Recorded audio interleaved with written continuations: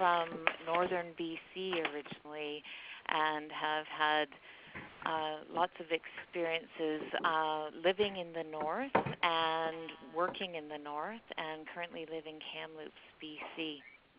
And so I'm just going to move forward here and introduce you to some of our colleagues, and also just share that a lot of the ideas that we're going to be talking about today are not our ideas. They come from a collection of people that we work closely with, Linda Coates, Alan Wade, and Kathy Richardson, among others. And also, really importantly, they come from the young people and the women and families that we work for. And so these are ideas that we will be talking about, but they're certainly not ours. We're just going to be talking about them. The next person is Barb McInerney, who's the executive director of the transition home here.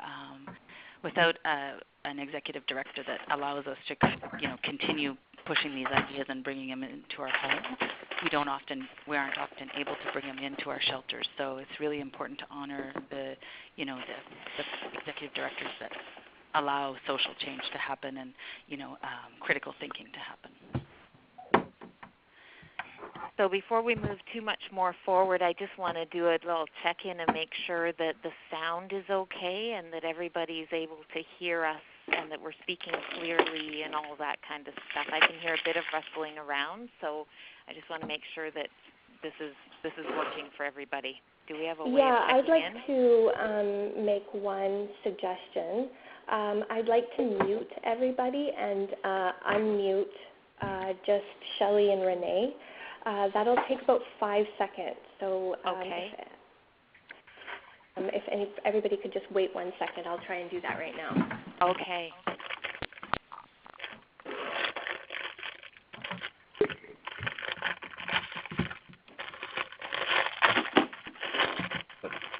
The conference has been muted. Hi, we're back. Hi. Sorry about that, everyone. Okay, are we good to go? Absolutely. Okay. Do you want to start, Shelly, on the history and the ideas? Sure. So we're going to be talking about response-based practice, and I don't know how familiar people are with these ideas, but just to locate them in some kind of framework and the history and evolution of these ideas, which really came from direct practice with people who have experienced violence. And really some of the foundational ideas. The conference is now in listen-only mode. The conference is no longer in listen-only mode. Okay. Are we good to go? Okay. Good. So some of the foundational ideas and theories that really formed response-based practice came from systemic thinking and the ideas that we work in systems and that nothing really exists independently, and that in order to understand something, you have to understand them in context. And also that this is a social justice issue. Violence is interactional, and that it's about social justice. And in order to understand violence, you need to understand it as a social justice issue. And we also understand it as a dignity practice. And so the other important, obviously, contribution that really informed response-based practice came from feminism. And so all of these ideas were foundational in the evolution of response-based practice, and hopefully this will make more sense as we talk about it more. But just to give people some idea of the foundational kind of theories and ideas that led to response-based ideas. Yeah. Do you want to add anything to that, Renee? Well, I could add just that for us as a feminist organization, the ideas fit in with our analysis of that power imbalance and that social justice lens, and that treating people with dignity, and that when people are mistreated, they resist. Just, evolved our ideas and made us think more critically in that, lens for sure. Yeah, so, we like to talk about Pippi Longstocking, and not just Pippi Longstocking, but we like to look at children's literature through this lens, because there's a lot to be learned through children's literature and through children. And this next excerpt from, I believe it's from the original, or the first publication of Pippi Longstocking. I'm just going to read it. I can read it. You want to read this? Yeah. Okay. What does that sign said? Asked Pippi. She couldn't read very well because she didn't want to go to school like the other children did. It says, "Do you suffer from freckles?" says Annika. "Does it indeed?" says Pippi thoughtfully. "Well, a civilized question deserves a civil answer. Let's go in." She opens the door and enters the shop, closely followed by Tommy and Annika. An elderly lady stood back at the counter. Pippi went right up to her. "No," she said directly. "What do you want?" asked the lady. "No," said Pippi once more. "I don't understand what you mean," said the lady. "No, I don't suffer from freckles," said Pippi. The lady understood.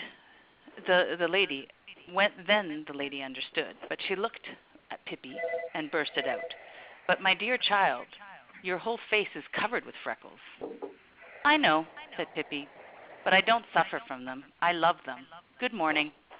She turned to leave, but when she got to the back door, she looked back and cried, "But if you should happen to get in a salva that gives more freckles, then you can send me 7 or 8 jars." So when we hear children, when we hear young people speak decidedly about something, we very quickly apply and commonly have come to apply a discourse of suffering, problems, illness, mental health, and are very quick to assess, diagnose, and even medicate. And this analysis has become incredibly problematic in our helping profession. And the suffering that is described, the suffering of freckles, and in this case it's almost bordering on ridiculous, but we use this example quite on purpose because it's an example that really demonstrates the way that we have come to view all kinds of so-called abnormalities, I suppose. Illnesses, mental health. Illnesses, and mental illnesses. Mm-hmm. So we're going to talk more about that and the lens with which we look at children and what we have come to expect as normal or acceptable, and then what we do in response to that. Sorry, did I change that? Sorry on you. Oh. So what is violence?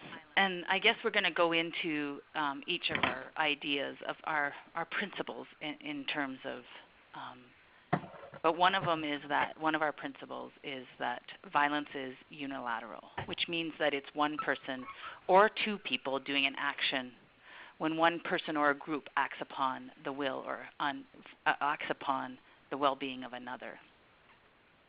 So, and that violence is social. It involves more than one person. So it's not just in the head of a person.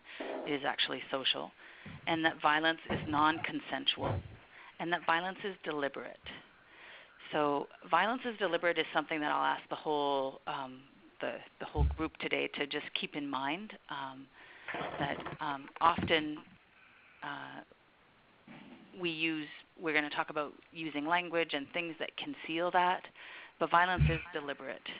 All people that are choosing to use violence do it strategically. And I guess I could give an example of that when you think of somebody who feeds alcohol to a woman, to a teenager or a woman before they rape her because they want to overcome her resistance. The alcohol is deliberately fed because what's going to happen next is deliberate. So I just ask people to remember that, because we're going to be talking about that a lot today, but we're also going to show how to show that it is deliberate. So we have lots of examples that start to take that apart, and we have an hour and a half, which makes that really challenging to get into the kind of detail I think that's required to get to really talk in tremendous detail about all of these ideas, but we're going to do our best to provide some examples. But of course, we have a number of articles and further reading that can be provided if you're interested. We've got a couple of articles here that we've referenced, and I believe you're going to have a copy of this PowerPoint. So if you're interested and you want references to further reading, we can certainly provide that. We'll try and give some examples of what we're talking about as we go that give you, I guess, a good enough idea of what we're talking about as we go. So when Renee is referring to resistance, we shy away from providing a clear definition of resistance. The reason for that is that it is so broad, and the ways in which all individuals resist, and we're talking about young children, men, women, people resist oppression and violence, is so broad that it defies a definition. But of course, most people want a definition. So broadly defined, it is any mental or behavioral act through which a person attempts to expose, withstand, repel, stop, prevent, abstain from, strive against, impede, refuse to comply with, or oppose any form of violence or oppression, including any type of disrespect, or the conditions that make such an act possible. These may be understood as a form of resistance. And so to understand that and really locate it within ourselves, imagine just for yourself a time where you felt slighted in some kind of way, maybe in your workplace. And then imagine what you did. What were you thinking about, and what did you do? Mm-hmm. And if you can just go there for a minute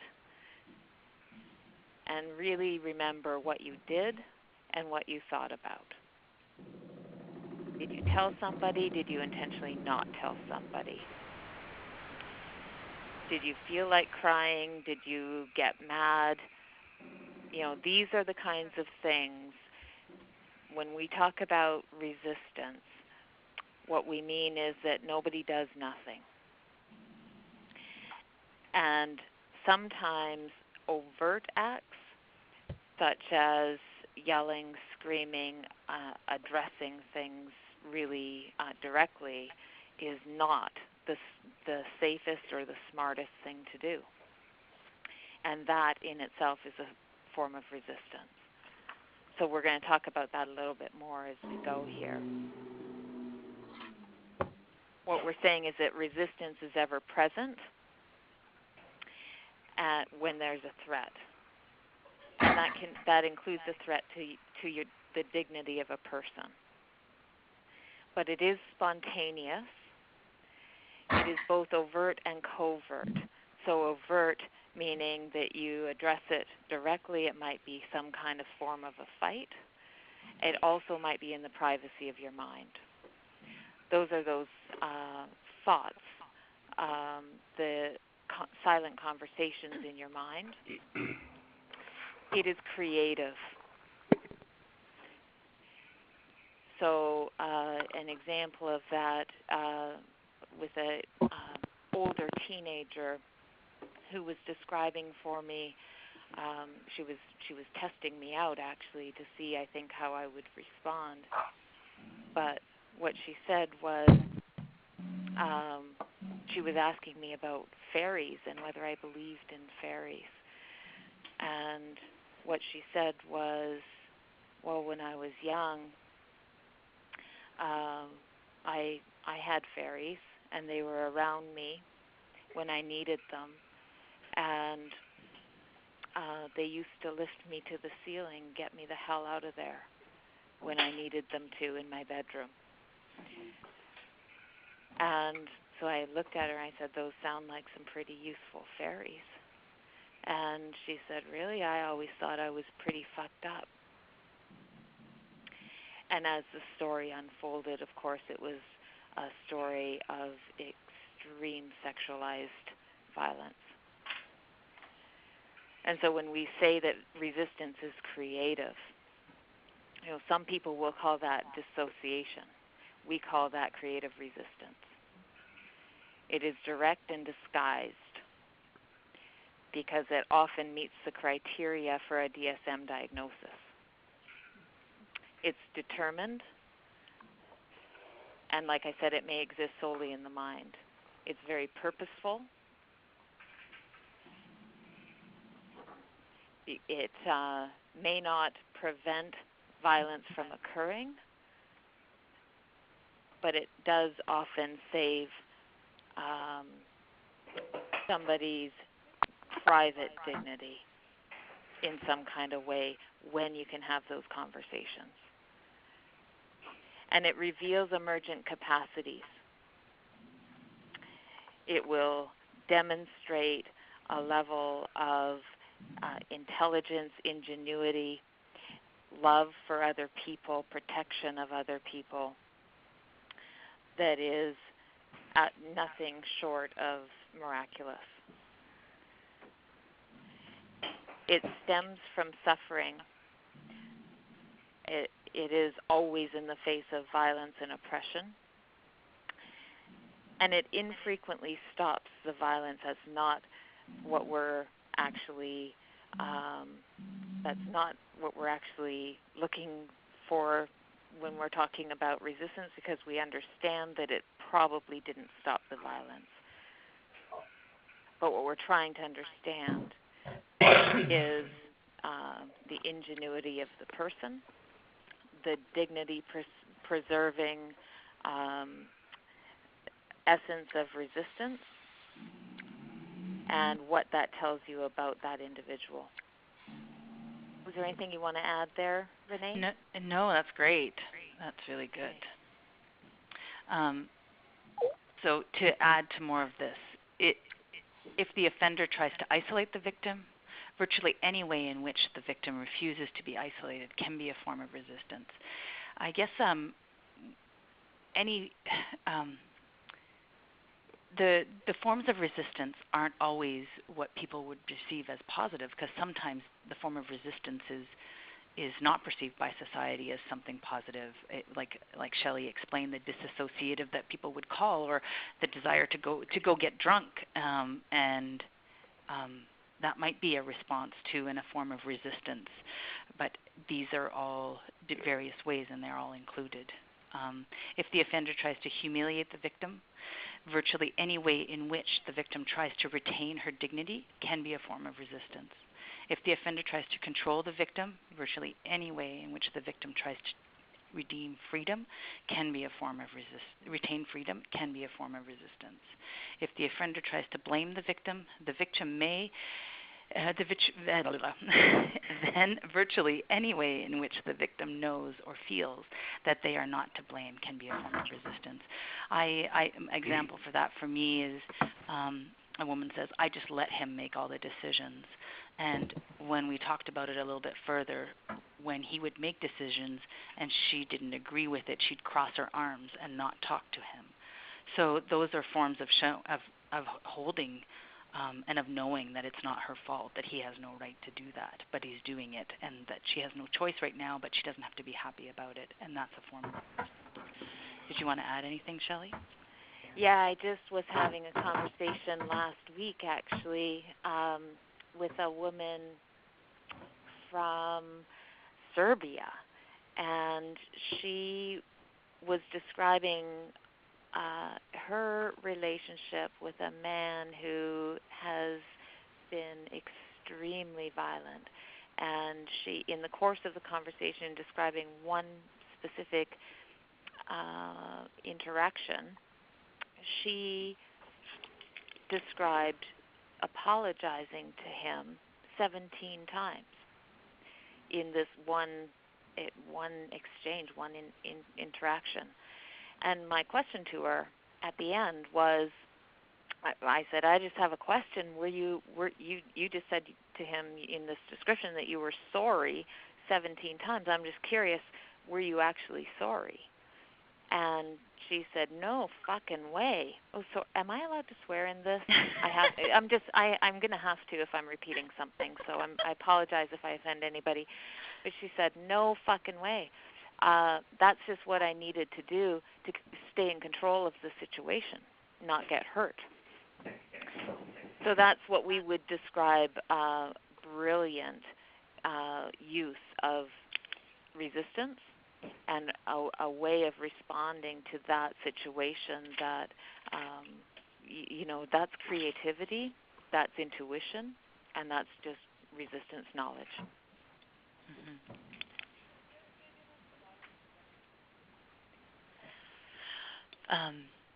Do you want me to talk I can talk to this. We all know where the notions of, residential school and all this came from, and this is, I guess, Alan and Todd's. They call this the Colonial Code of Relationship, which involves 3 parts, and this is really helpful for me. I use this in my way of thinking in my own brain a lot to put things in check and balances. But the Colonial Code works this way. You are deficient. So you're a heathen, you're a savage, you're submissive, you're passive, you're obsessed, you're helpless, cognitively disordered, and afraid. So I am proficient. I'm an expert. I'm a professional. I'm close to God. I'm empowered. I'm the state. In a lot of cases, in the case of when we look at residential school, I'm a priest, and therefore I have the right and the duty and the authority to perform certain operations upon you, educate, whatever it's called, praying, counseling, for your own good. This really helps me in my work, where I can look at if I've taken that stance of seeing, am I viewing them as deficient and me as proficient, and therefore them needing me to fix them? This just really works for me. I don't know. Do you have anything to add to it, Shelly?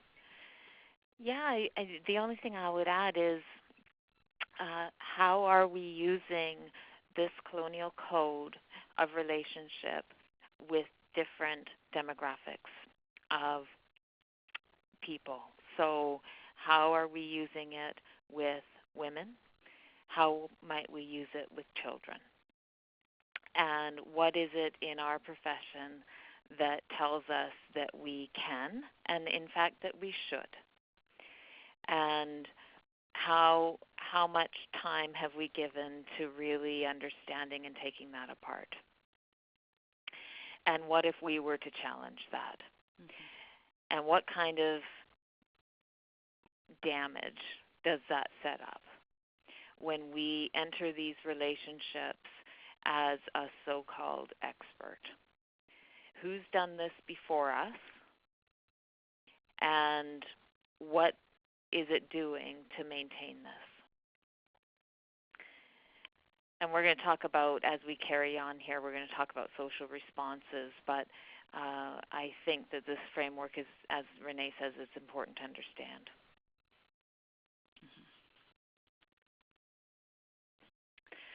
So Shane is actually now 30, and my husband and I were foster parents for a number of years, and he was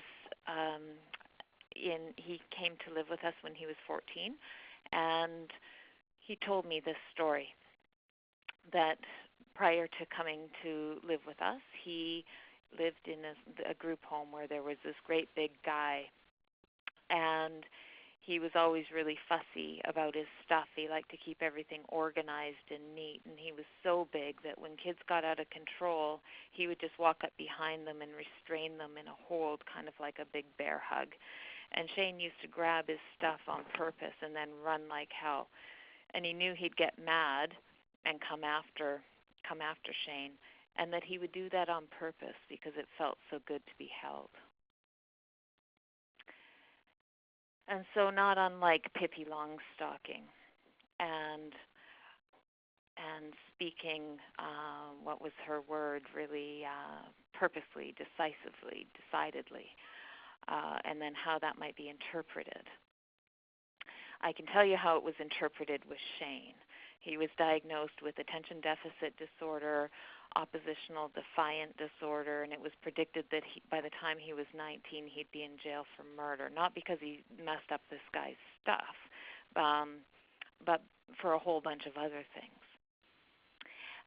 And he was viewed to be quite a little troublemaker. And the reports that were written about him for this kind of behavior, he was not compliant. But what he told me, he was well into his 20s when he told me this story, was the lengths that he would go to be touched and to be held and to get attention. And then how that was in turn interpreted and diagnosed.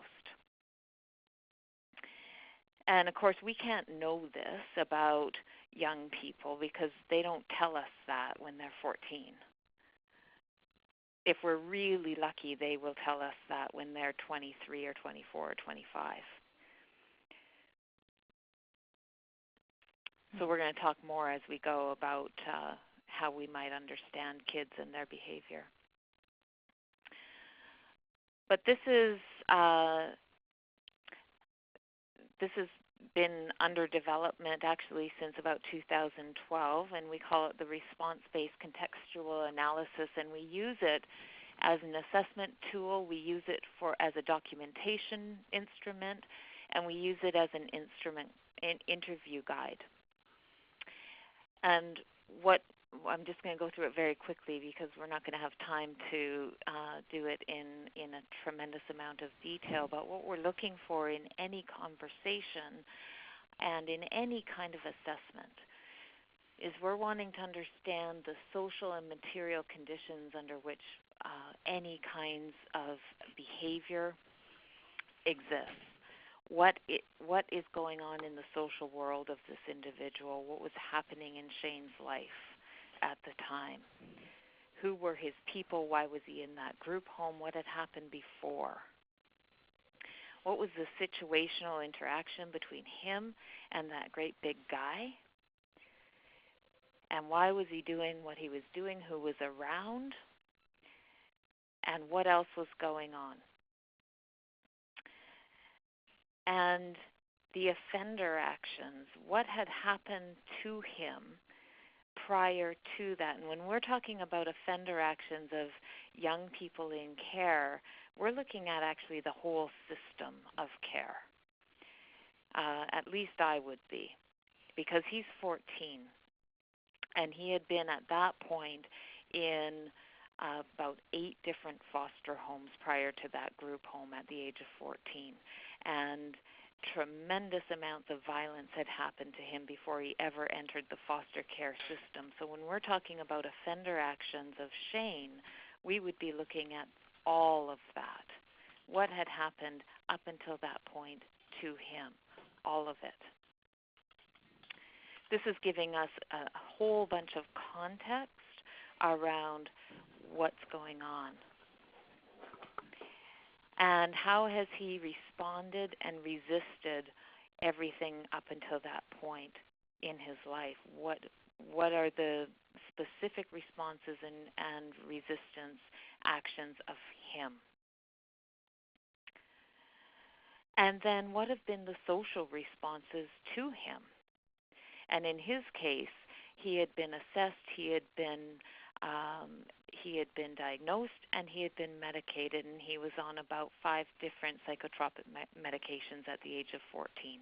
He had been taken out of regular school and placed in an alternate school. He had been labeled a bad kid.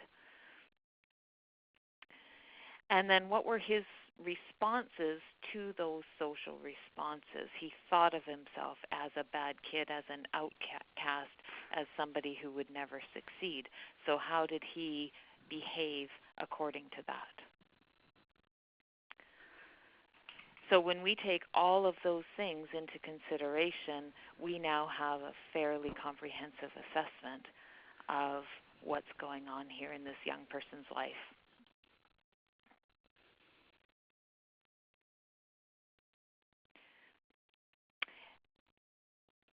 And of course, that's not done in 10 minutes.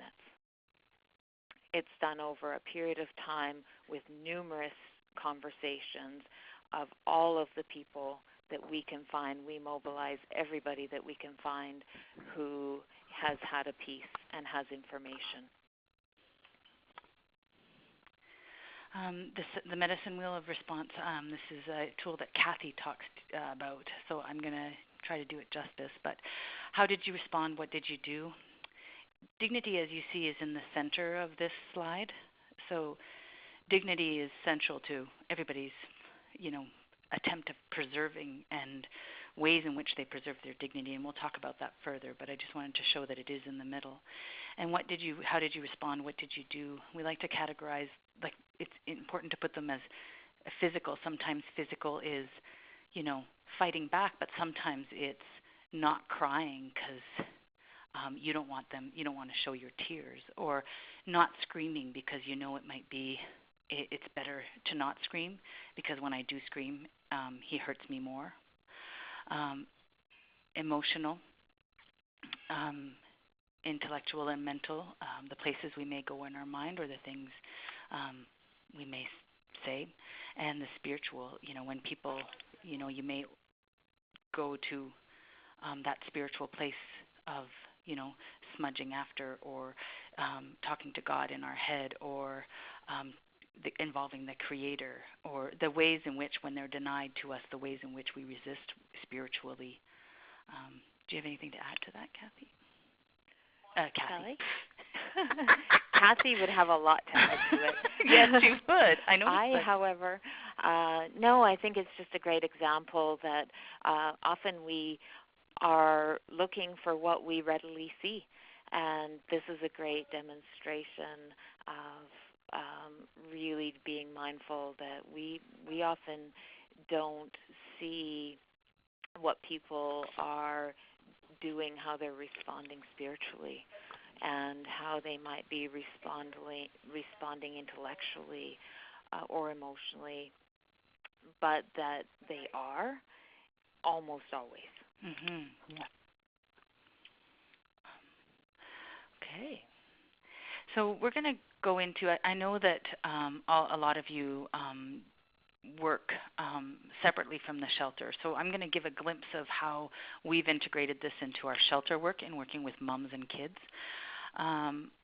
and I'm specifically going to talk about working with them together because we feel here that that's really important work. And I know that a lot of you might not have that opportunity working in a different setting, but just to take some of these ideas with you of why we may be working this way. So at Keoshi's Place, our practice, we like to call our practice a dignified practice. We like to talk about dignity and response-based practices, dignity and safety at Keoshi's Place. At Keoshi's Place, we follow several principles that take into account the need of women and children, to experience dignity. Dignity is central, and we're going to talk more about why that is, but dignity is central in our practice.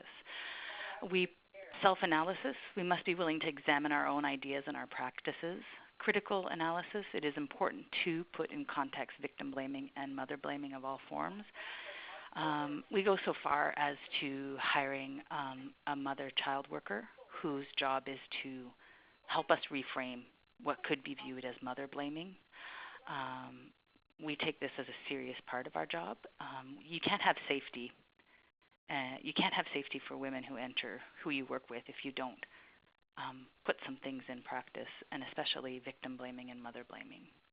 We do not judge people by their past. Every time a woman comes in, I'm sure all of you have these principles too. Every time a woman returns to the transition home with her family, we see it as a fresh start, as though it's their first time. We let women and children decide what they want to talk about and what they want to work on.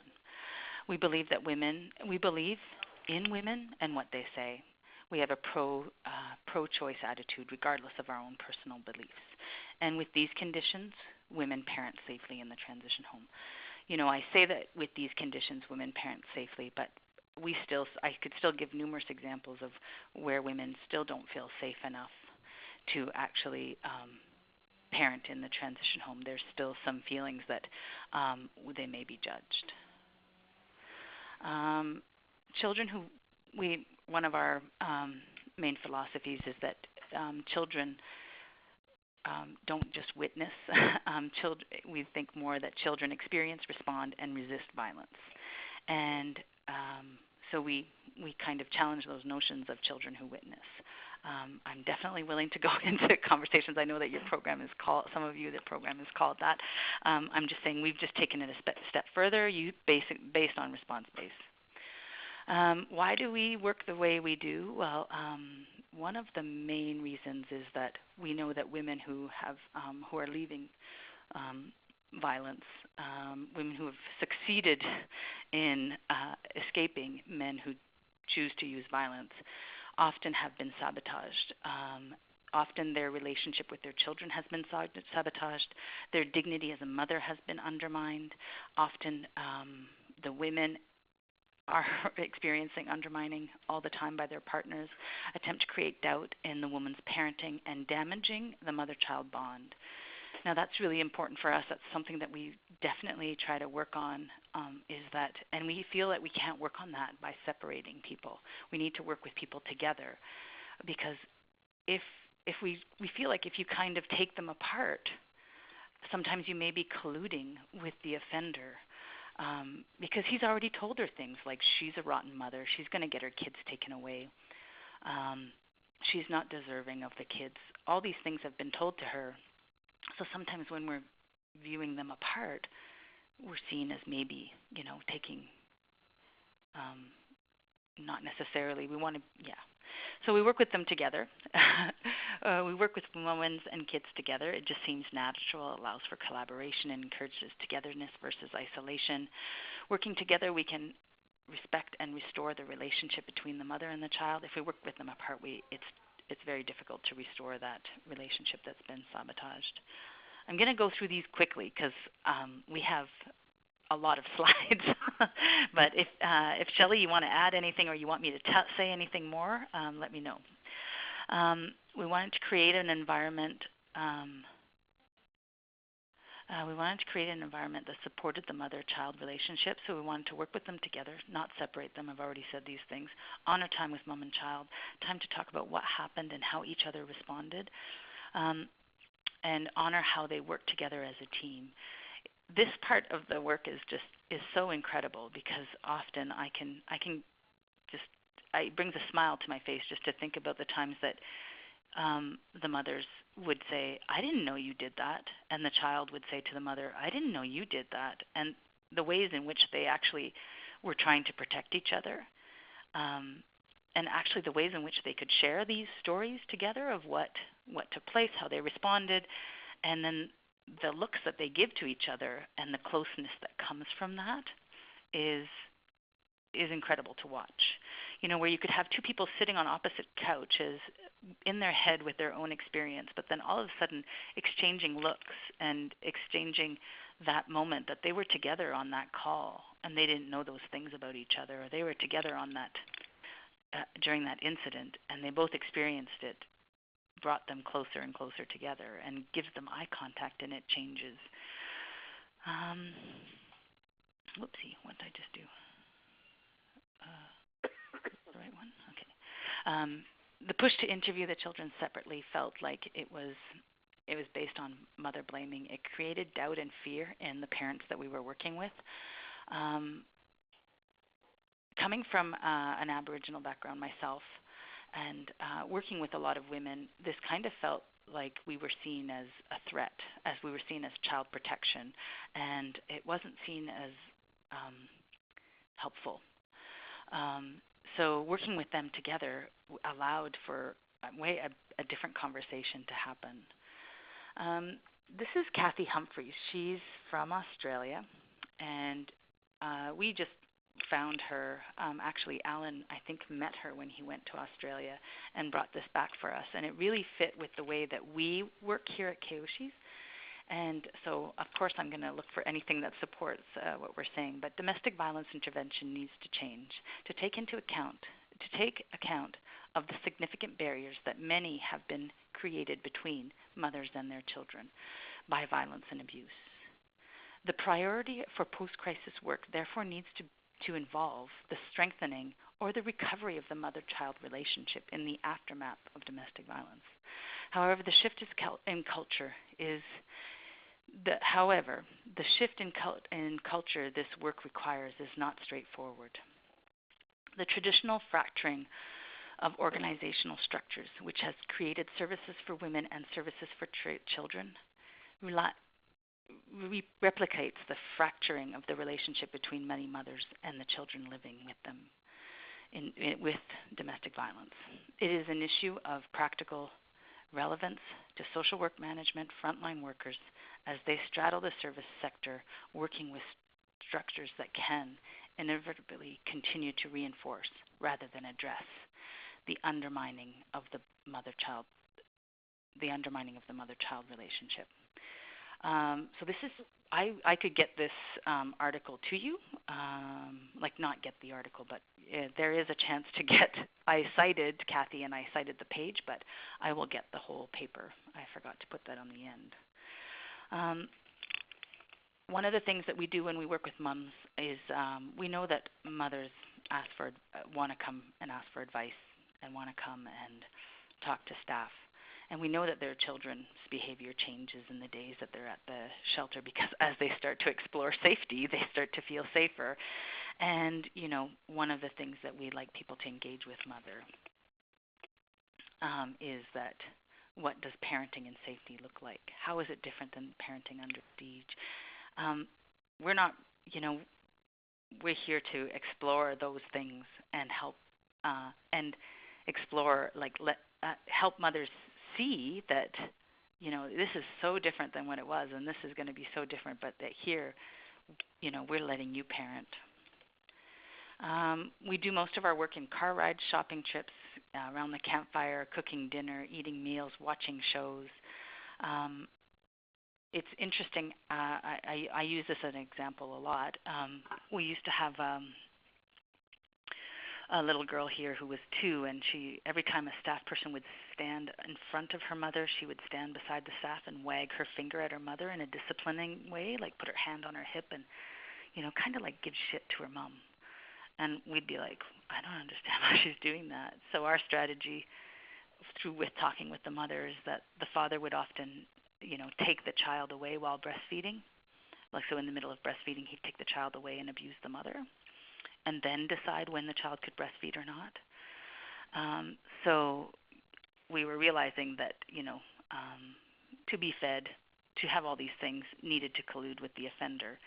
And so we started colluding with the mother. So we would never stand in front of the mother. We would always stand beside her. We would always stand in a position of support and really be mindful of how we were communicating with the mother in front. So that's one example. One of the things that we also try really hard to do is not to be shiny, not to have the shiny syndrome or the fairy tale mom myth. And we always try to bring things back to mom and not give advice, say, what have you tried? We're not we know that people who have children, all of us have asked people in various situations for advice. That's normal from friends. But in this setting, we're here to support her to find and know that she's tried things, she's thought of things. What have you thought before? What do you want to try now? How can I help you do that? And one of the other ways is not being shiny. So you can actually sabotage. You could also be colluding with the offender in a way when they come into the transition home and you know how to play all the fun games and you're sparkly and you're shiny and mom doesn't do those things and, be really mindful. You're the one full of energy. You're the one full of good ideas. That's right. You're, you're coming the shiny. You can arrive here with your, you arrive at work with your car and your home, and your life is kind of going well, and have that chance to have all that energy. And it's important to put that into context and be like, I'm being over shiny here, and am I, it's important to not be. Like if you're coming from a place of wanting to model, then you're seeing her as deficient and you as proficient. And, it's important to put in context how you want that, how you want that relationship and to support her in being that person. So those are just kind of the things, and we always refer back to mom. Find ways to shift the negative message. One of the ways in which we do that is, one time I was sitting at the dinner table. This woman had worked at the hospital all day, arrived, cooked dinner, and I stated, wow, your mom's not lazy. She just worked all day and cooked dinner for all of us. And 10 minutes later, I swear we were on many different conversations, the 5-year-old said, it's true, Mom. You're not lazy like Dad says. For 10 minutes they had been processing that. So those little messages, how important they are, and shifting those. Explore, these are the questions that we work with when we speak with mother. Have a conversation of what parenting looks like now that you're safe. How is it different than when you had to fight to keep your children and yourself safe? How children may start acting like children and be loud and rowdy and playful. How you may act out and start to feel safe. How they may act out when they start to feel safe. Okay. Is that two of the same slide? No. What? Okay, I forgot to push. You have to push the arrow, Renee. Reframe. Identify how she's been brilliant, how she pushes back and minimizes the violence. Speak about how she responded to and resisted the violence, and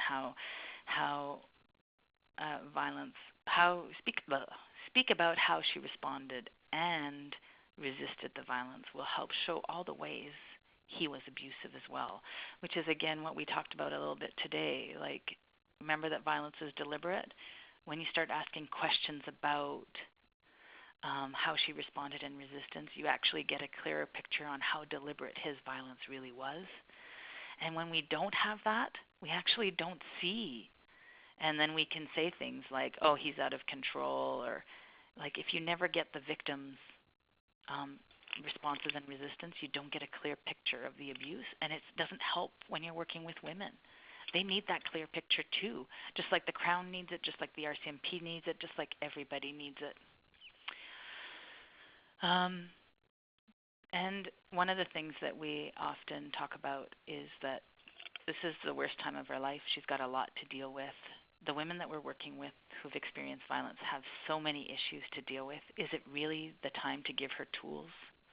It's the time to be an ally and strategize with her. Okay. So I guess I'm kind of jumping back and ahead. That's okay. We work really hard to talk about the ways in which people respond to violence rather than talking in a language of the effects of violence, which is very much a medicalized kind of way of talking about violence or many other things that we talk about, if we're talking about the effects of depression or the effects of anxiety, those kinds of things. This is how we talk about things often in our work. And we have shifted that. We speak about the language of responses. And so an example is the way of speaking in terms of sexualized abuse causes depression and despair. We hear that kind of thing all the time, and we would call that the language of effects. This causes that. The effect of this is that. It is a negative end state. There's no other place to go. If this happens, that will happen. Depression, despair is an effect or an impact of sexualized abuse.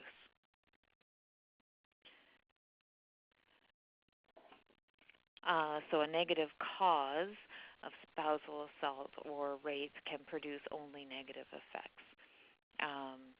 We will see that all the time in the criteria of diagnoses. So we cannot say something like child sexualized abuse causes alert and effective parenting because that sounds very ridiculous. Alert and effective parenting is one of the leading effects or impacts of child sexualized abuse. We would be arrested for something if we walked around talking like that. But we can say many people respond to sexualized abuse by becoming alert and effective parents because we know that that's true. So as soon as we shift to the language of responses, we suddenly are talking in a very different way. It suddenly opens up a whole different way of looking at things. And understandably, when we talk about responses, we're looking at them very differently. Oops, you want to go? No. Yeah. Well, I do. I want to say that somebody asked a question, and I will answer it closer to the end. I just want to get through a couple more slides. So. I don't see that because I'm on the wrong screen. So. You are? Yeah. But okay. We'll get back to that. And then the question, it's a good question, and I don't want to let it go. And okay. And I'll tell you. So one of the things that I want to say about effects and response is that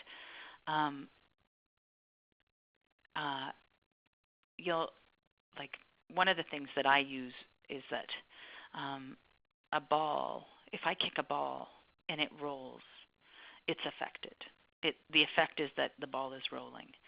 If I kick a person and they kick me back, or they cry, or they move, or they leave, those are all responses, and they're all going to be different by numerous amounts of people, and that is a response.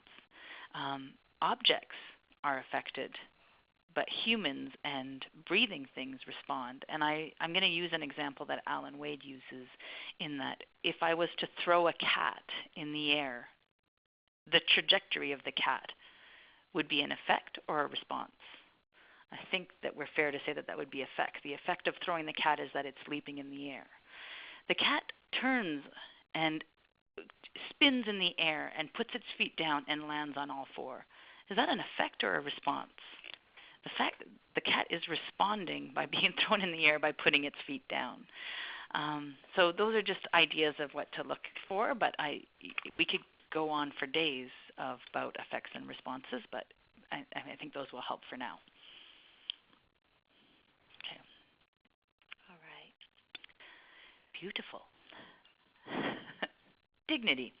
So we're going through this very quickly, and they're not actually very quick things to talk about, and usually it's really useful to be super interactive in these conversations. So it feels a bit odd, I think, to Renee and I to be essentially talking to one another with no idea if anyone's even still on this call, because I can't tell. But anyway, here we are.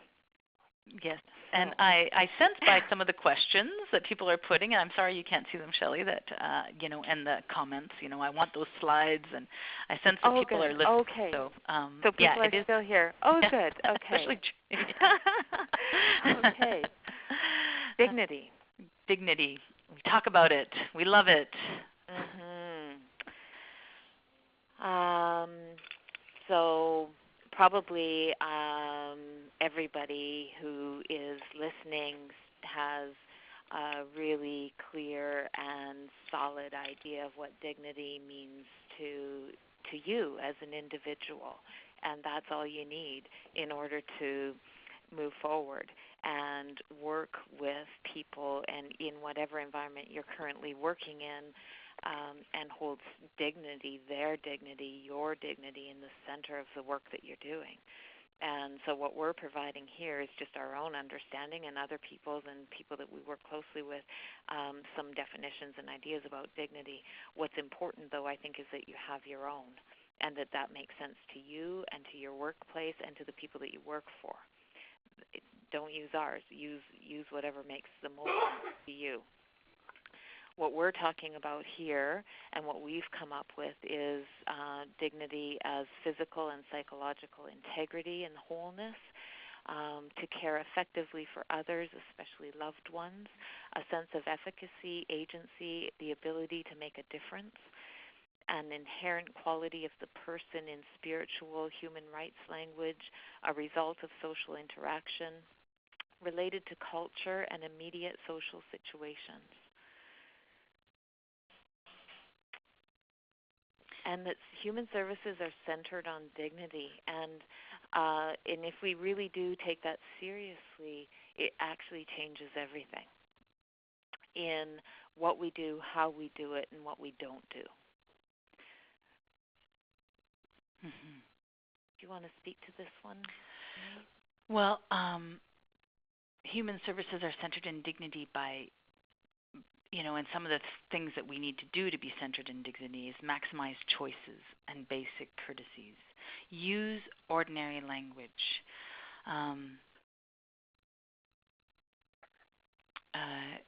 Explore and acknowledge pre-existing abilities and emerging capacities in response to injustices. We know that people who experience violence always try to preserve their dignity and work on preserving their dignity. I don't know what happened, but the slides are different. Let me try to get back to I guess they're not. Okay, there we go. Sorry. It was just my screen that was different. So that people always try to preserve dignity, and looking at ways that we try to preserve the dignities of others, and understanding too that dignity is in every culture. Mana in New Zealand culture is dignity. It's more than dignity. And face in Chinese culture is also dignity. Like in all of our cultures, there's this thing about mana or dignity that we all work to preserve, and we know how people feel because we've felt it ourselves when we feel like people are mistreating us and not preserving our dignity. And we also know that a group of people will work really hard to preserve the dignity of others. there's a YouTube document. There's a YouTube I don't know the direct place to go get it, but it's Alan Wade talking about dignity by how when a person farts in a room, there's a lot of steps that are taken to preserve that person's dignity, and that we need to be doing those steps too in our human services of preserving other people's dignity.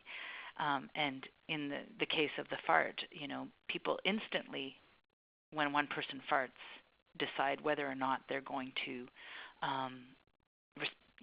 what they're going to do. Everybody looks at each other, panic for a second, and then most often they choose to ignore it to preserve the dignity of the person that's there. But everybody jumps to rescue another person. And so if we know this as humans, we also have to make sure our services are based on that as well. Is that kind of what you wanted me to say? Yeah, that was, it was exactly a lot. What I wanted you to say. That's perfect. So as I'm having trouble moving the slides forward here. Here, I'll do it. I don't know what happened. Oh, there we go. Yeah, okay. It's not quite smooth. So I'm going to skip ahead a little bit just in the name of time because I can see that we're talking a bit much. Yeah, but we still got 15 minutes. Yeah. Woo-woo. Yeah, 15 minutes, and we only got half our slideshow left to do. That's awesome. So when we get into the specifics of applying micro practices of dignity to our work, we're talking about obviously manners matter, and the codes of helping and what that means specifically in the individual workplaces that we have. Like, what are they? And how do we know if we are in line with them or not? And let's not assume that we are. And so sometimes we have to be really explicit in asking the people that we work for about that, particularly when we're talking about differing cultures.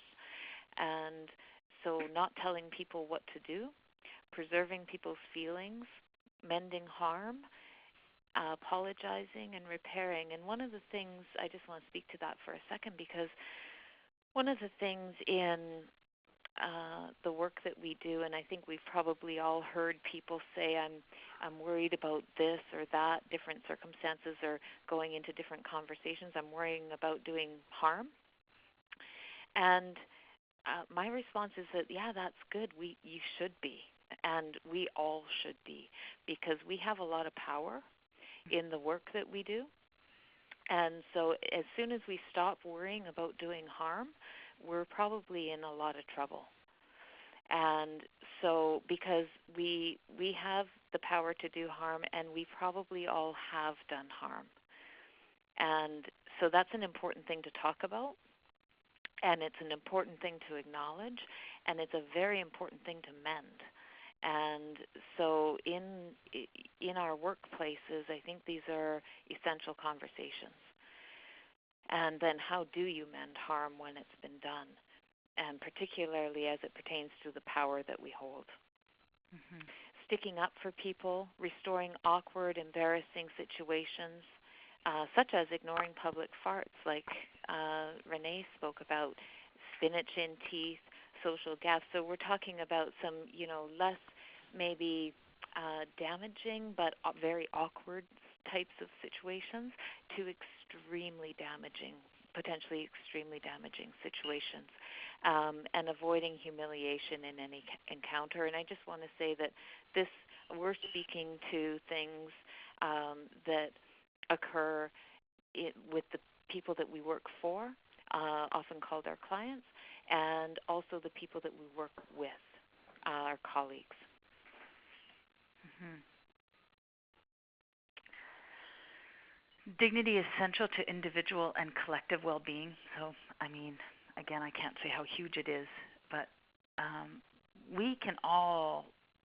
sure that we can all think of a situation in which we noticed that a woman wasn't treated with dignity, and how, we may have witnessed it by going with her to the, say, another service like Family and Children's Services, maybe the RCMP, where she may have gotten, and this falls into what we're going to talk about next, but it falls into a negative social response, but where she wasn't treated with dignity and blamed. And I just think it's easy if we all encompass this in our practice. Dignity is essential to an individual's collective well-being. Our central task, no matter what else we do, is to restore the dignity of our victims. A huge source of dignity violation is false descriptions of violence. So by getting clear descriptions of what happened to them, we're not turning around and blaming them for the violence that happened. We're not going to be a negative social response. So I've just jumped ahead, but there you go. That's okay. I'm going to just flip right to where you are. So there's a picture of resistance and a demonstration that resistance is everywhere.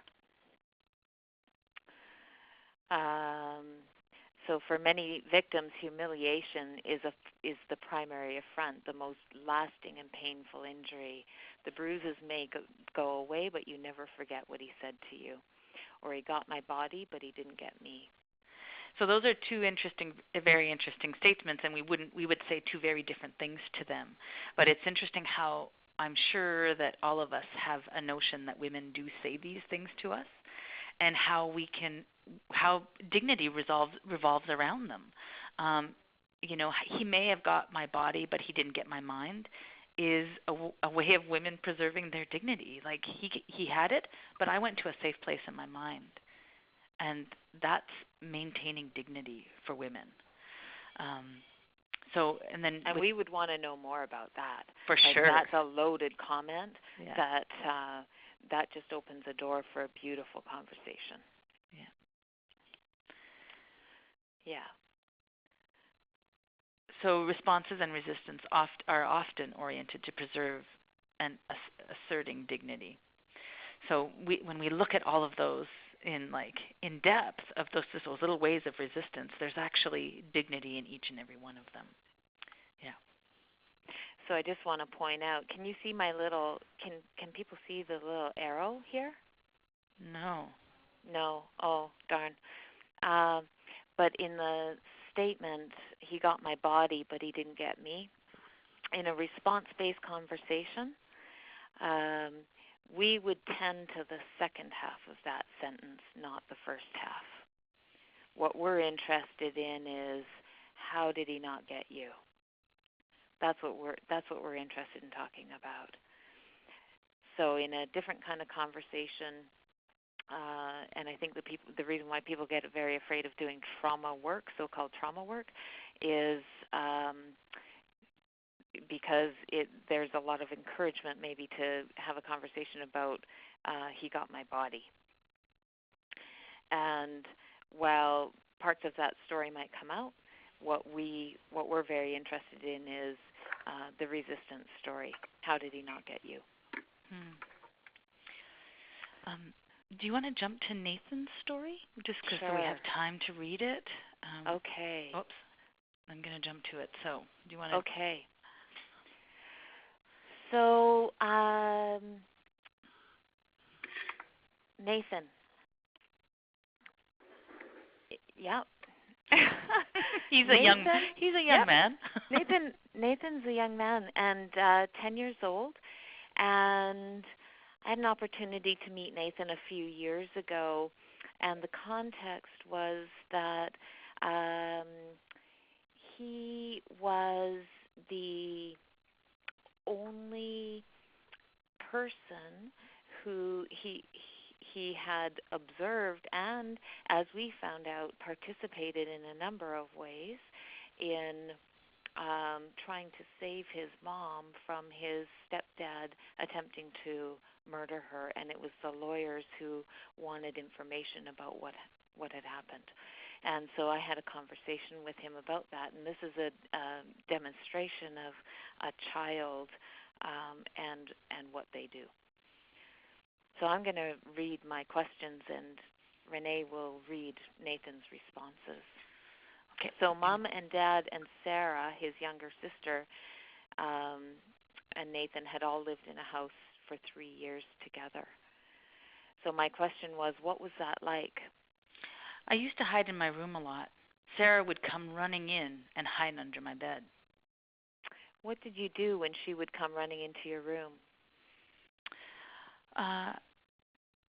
After the first 10 times, I got used to it. So it was nothing new. I also hid under the bed sometimes. Why do you think she came into your room? Okay, I'm unable to. Oh, did you get it? Sarah did have her own room, but she didn't like hiding in it. If she wanted me to when she was under my bed, then I triple sealed the doors. Triple sealed your doors. How did you do that? I got pillows and duct tape. I put duct tape on the top and the bottom so no one could open the door to keep Dad out. Then I put 3 pillows on all sides of the door to keep out the noise. The only time we could hear was when they were really yelling. Those times I would play video games really, really loud. I don't know if I've ever heard of anything so smart before to keep out noise and protect a sister. Yeah, and no one could get in unless they had a knife. I play video games. It makes me content, so I didn't go out there and separate them. How did you learn that it's a better idea to keep yourself as content as possible rather than go out there and separate them? Oh, I've tried to separate them. To defend Mom would be suicide. Every time I tried, I got red marks. Sometimes he wears his boots. He would kick me or slap me. Once he smashed me in so hard the red marks didn't go away for a week. I didn't do anything for that. I don't deserve that. I didn't deserve it. Sounds like you've tried to defend your mom, yourself, and Sarah. Sometimes it works, but sometimes it really doesn't. What else do you do? One time, me, Mom, and Sarah all hid in Mom's room and locked the door. We watched Mario Brothers. We were going to have a Christmas party, but he phoned everybody so they didn't come to our party. I showed Mom how to barricade the door. Sarah cried and hid Sarah cries and hides when she's scared. I used to be quiet, so Gino, Dad, because he would slap me if I said something to him. Do you want to keep talking about this, like where you were when everything happened? I came to the balcony while they were by the van. I yelled, "Mom!" when she got pushed down. Tears were coming down my face. I knew it wouldn't stop things. I knew that for a fact. I wouldn't expect him to stop because I yelled. It was kind of obvious that this would happen. What did you do then?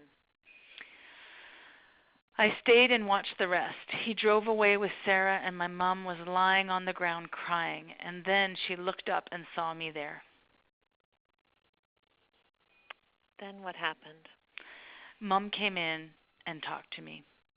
I tried to support her. I said, "Everything will be all right." And she said, "No, everything won't be all right." So, I think without going into extreme detail, it's a demonstration of everyone responds and resists in the face of violence. Young children at all ages show remarkable creativity, intelligence, and all kinds of levels and forms of resistance. And Nathan's story really demonstrates that, everything from the triple sealing of a door, which truly was remarkable in his resourcefulness, the protection of a sister, protection of a parent, and his ability to articulate all of that. So there is no passive acceptance of just these kinds of ideas that are so prevalent in our society about doormats and passively accepting violence, these kinds of ideas that are certainly applied to women, but they're also applied to children, just do not pan out and never demonstrate themselves to be true. So we have these kinds of conversations very intentionally with children and with women and bring out the power of the resistance. As much for their sake, they also have proven to be extremely powerful in the court system. So, of course, we could provide a lot more examples and demonstrations of this with time, but hopefully it's provided you a little bit of an idea of what we're talking about. And like we said, we do have some reading and articles. If anyone's interested, we can certainly pass those on. And I can see that we have not talked about social responses.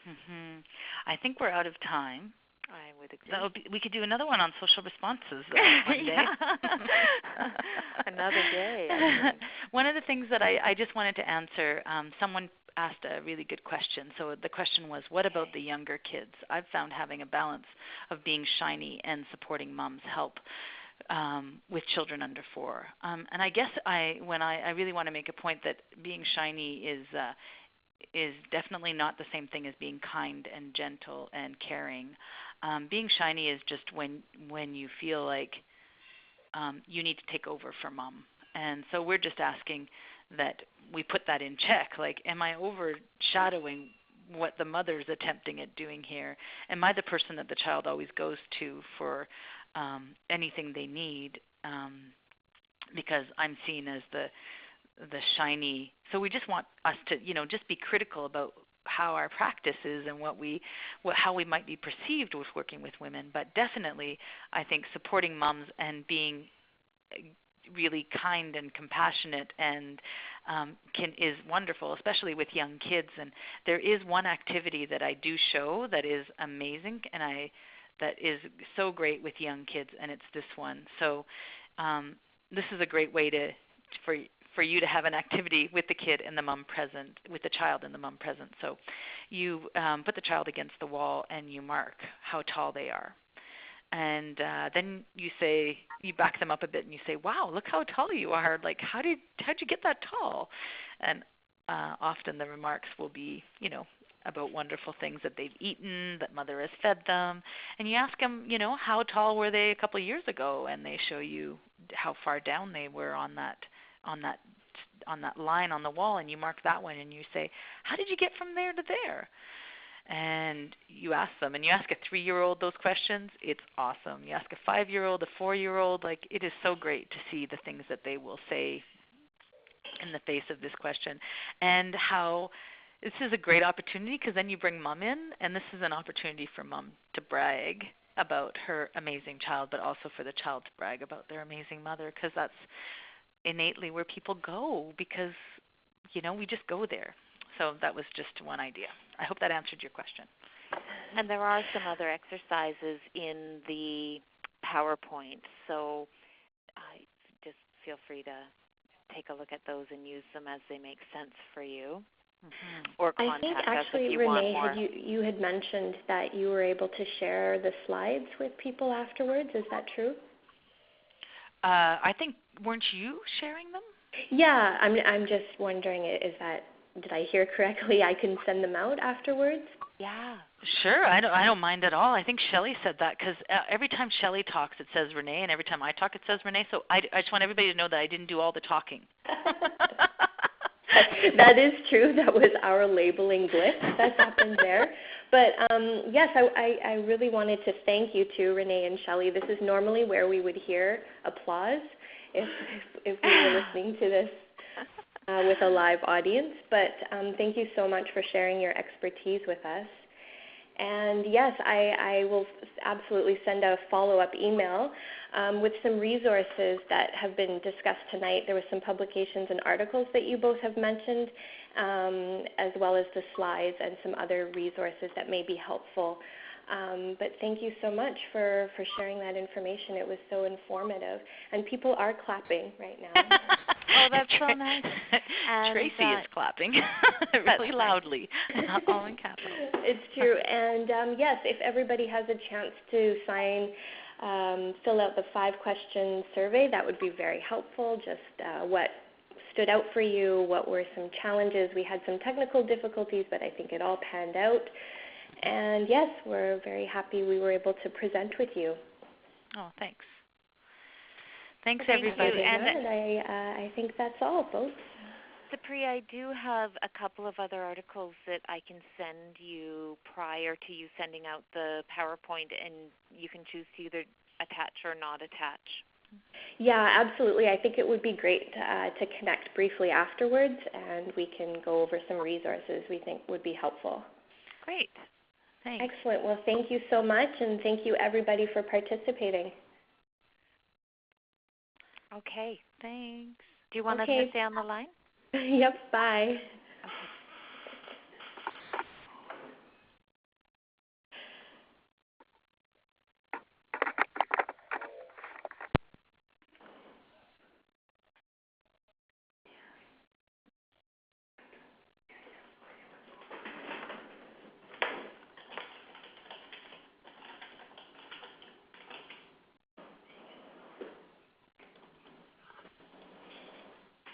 Thank you. Please